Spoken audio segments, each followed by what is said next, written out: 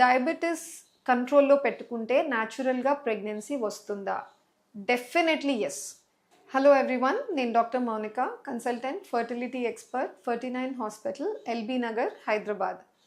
Almost 95% కేసుల్లో diabetes ఉన్న వాళ్ళకి 95% కంటే ఎక్కువ కేసెస్లో వాళ్ళకి న్యాచురల్గా ప్రెగ్నెన్సీ రావడం, ఆ ప్రెగ్నెన్సీ కూడా హెల్తీగా ఉండి ఒక హెల్తీ బేబీ డెలివర్ అవ్వడం జరుగుతుంది. కొంతమందిలోనే వాళ్ళు ప్రాబ్లమ్స్ ఫేస్ చేస్తూ ఉంటారండి, వాళ్ళు ట్రీట్మెంట్కి అప్రోచ్ అవుతారు. ఒక డయాబెటీస్ టైప్ 1 ఉండొచ్చు, టైప్ 2 ఉండొచ్చు. సో టైప్ 2 అంటే అడల్ట్ ఆన్సెట్ డయాబెటీస్, తర్వాత పెద్ద వయసులో వస్తుంది. టైప్ 1 డయాబెటీస్ అంటే ఏంటంటే చిన్న వయసు నుంచి ఉంటుంది అనమాట వాళ్ళకి. సో ఏదన్నా కానివ్వండి, టైప్ 1 కావచ్చు, టైప్ 2 డయాబెటీస్ కావచ్చు. అటువంటి లేడీస్ వాళ్ళ ప్రెగ్నెన్సీ ప్లాన్ చేసుకోవాలి అన్న ఐడియా ఉన్న వెంటనే అట్లీస్ట్ ఒక 3 to 6 months ముందే మీరు మీ ఫిజిషియన్ని ఒకసారి కలవండి.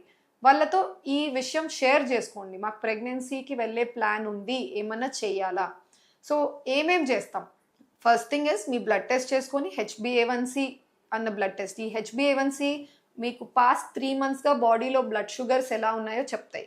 ఆ HbA1c ప్రిఫరబుల్లీ 6.5 కంటే తక్కువ ఉండేలాగా చూసుకోండి. సెకండ్ వచ్చేసి మీరు ఆల్రెడీ తీసుకుంటున్న మెడిసిన్స్ ఏంటి, ఇన్సులినా, టాబ్లెట్సా, అవి ఏమైనా మార్పులు చేయాలా ప్రెగ్నెన్సీకి వెళ్తున్నారు కాబట్టి. చాలా కేసుల్లో టాబ్లెట్స్ మీద కంట్రోల్లో ఉన్నప్పటికీ ప్రెగ్నెన్సీకి వెళ్తున్నా లేదా ప్రెగ్నెన్సీ వచ్చినప్పుడు టాబ్లెట్స్ నుంచి ఇన్సులిన్కి కన్వర్ట్ చేస్తూ ఉంటారు. బికాస్ ప్రెగ్నెన్సీ చాలా డిస్టర్బ్ చేస్తుంది షుగర్ లెవెల్స్ని. అండ్ అవి ఆ షుగర్ లెవెల్స్ని మనం మానిటర్ చేయాలన్నా, కంట్రోల్ చేయాలన్నా insulin is much more easier tablets కంటే. సో ఇది చూడాలి.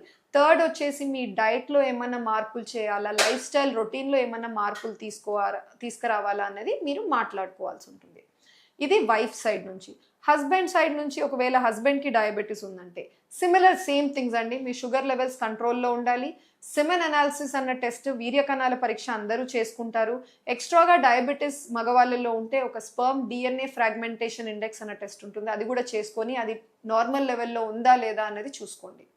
నెక్స్ట్ వచ్చేసి ట్రీట్మెంట్ స్టార్ట్ చేసి సక్సీడ్ అయి ప్రెగ్నెన్సీ వస్తే డయాబెటీస్ ఉన్న వాళ్ళు ప్రెగ్నెన్సీలో కూడా రెగ్యులర్గా మానిటర్ చేసుకుంటూ ఉండాలి షుగర్ లెవెల్స్ని. బోత్ ఆబ్స్టెట్రిషియన్, మీ గైనకాలజిస్ట్ని కలవాలి, అదేవిధంగా మీ ఎండోక్రైనాలజిస్ట్ అంటే మీ డయాబెటీస్ ఎవరినైతే ట్రీట్ చేస్తున్నారో ఆ డాక్టర్తో కూడా మీరు కాంటాక్ట్లో ఉండాలి త్రూ అవుట్ అనమాట.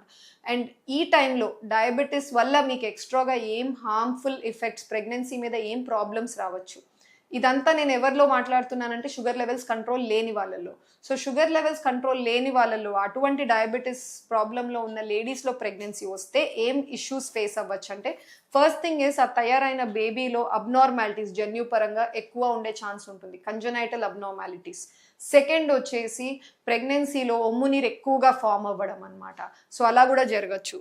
థర్డ్ వచ్చేసి బేబీకి సరిగ్గా బ్లడ్ లేదా ఆక్సిజన్ అందకపోవడం.